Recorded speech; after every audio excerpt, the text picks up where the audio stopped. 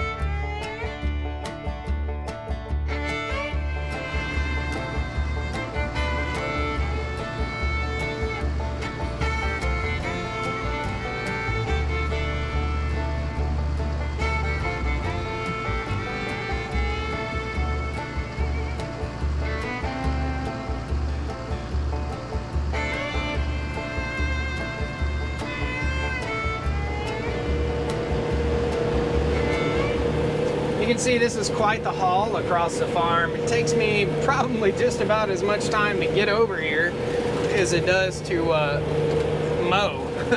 It's quite the chore sometimes just driving around the farm and getting this big tractor in and out of places. As we drive up through the woods right here, you can see it's quite a distance. As the crow flies, it's not that far, you can see that, but it's quite a distance from the house.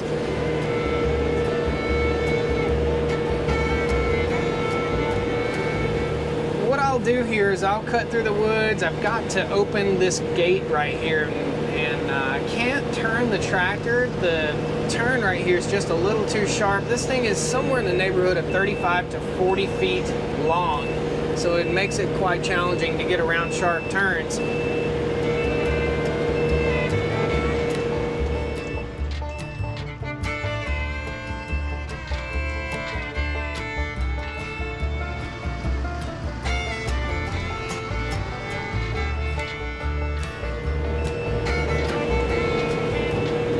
Doing right here is just pulling up and then backing in, open the gate, and then I'll come right on through the gate.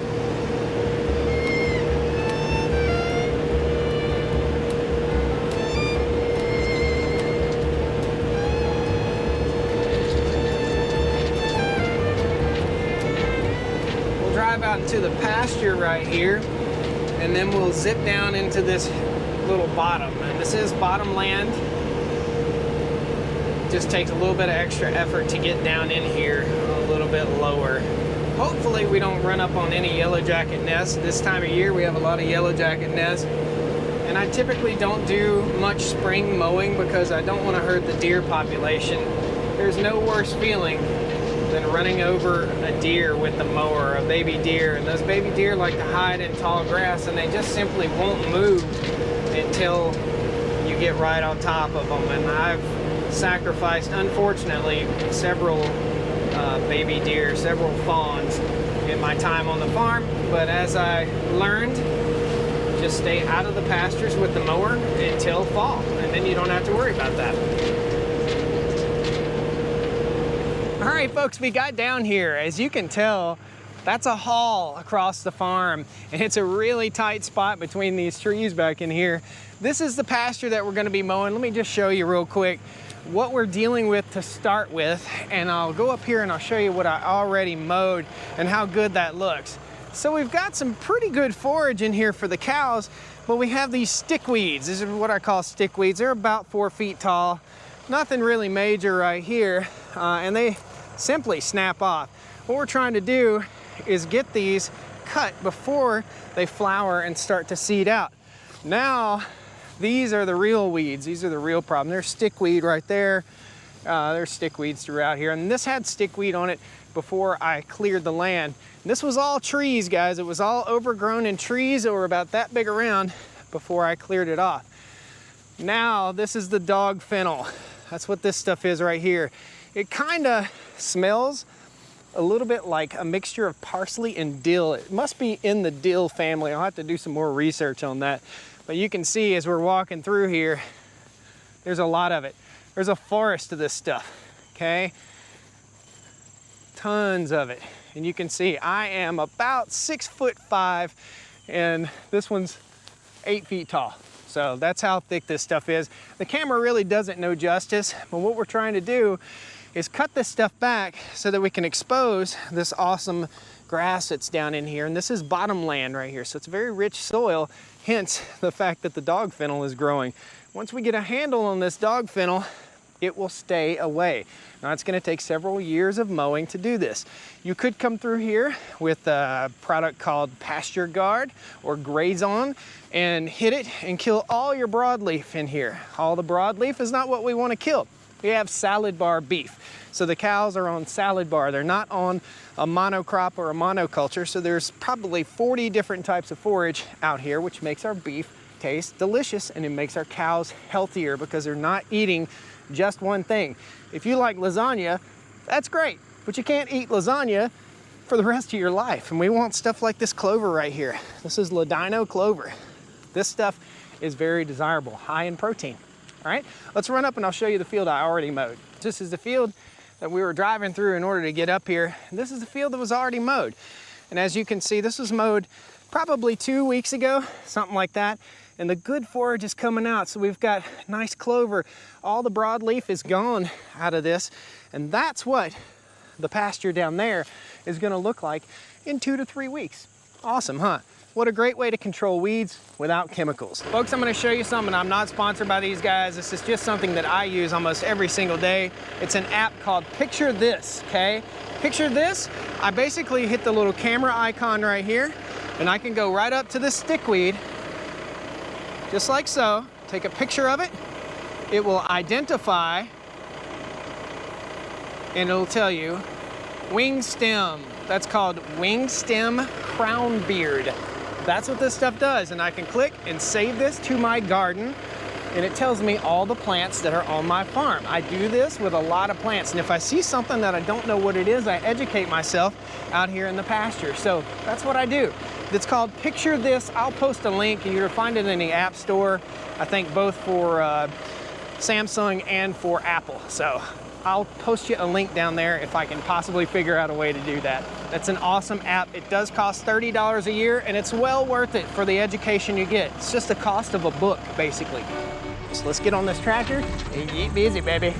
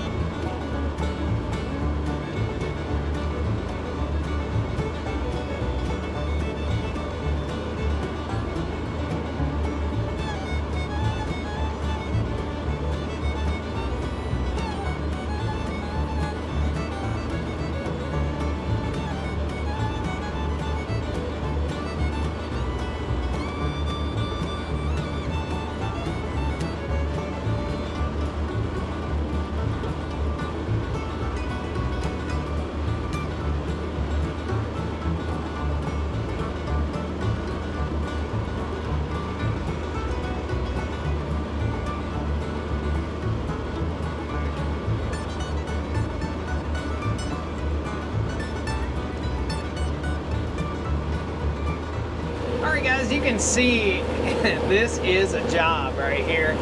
These weeds are pretty low. I'm mowing very slowly. I'm going approximately 2.5 miles an hour. Typically, I can mow close to 6 or 7 with this big old batwing mower, but what we're cutting is big, thick, heavy stuff, so we want to make sure we get a good, clean cut. You can see back there behind me, we're getting a good, clean cut. So this little field right here is about 2.5 acres, and it's going to take me, well, maybe it's about 2 acres, and it's going to take me all of about 45 minutes to mow, and this is the last field on this side of the farm, as I already said, for us to get mowed for the fall. Awesome. Hope you guys are enjoying the video. Hit that like button for me.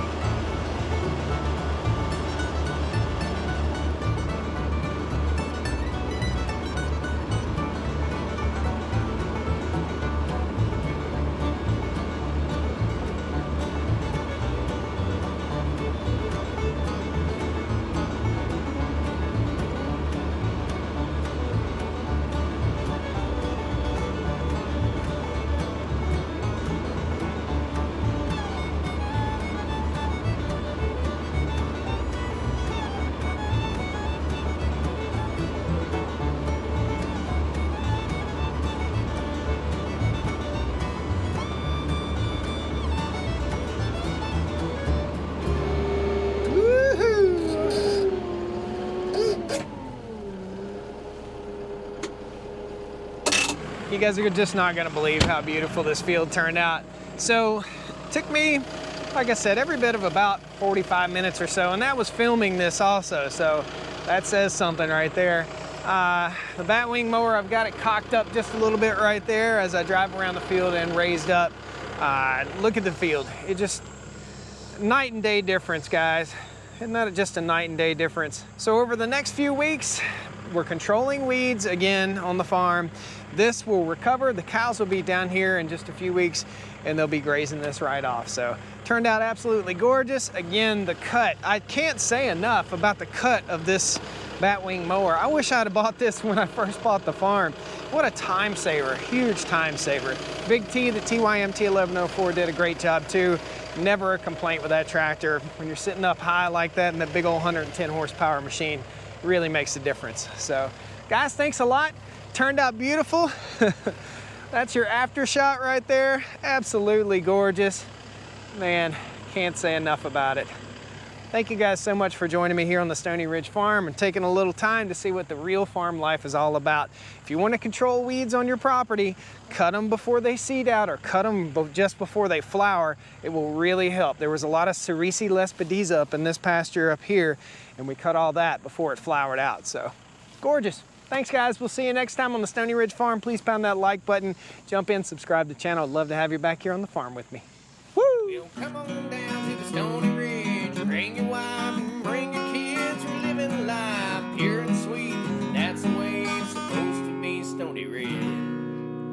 Woo! Thought I lost my hat. Tractor matched up with the woods. Cut up to 3-inch, 8 feet, 7 feet tall. That, my friends, is a very tight spot.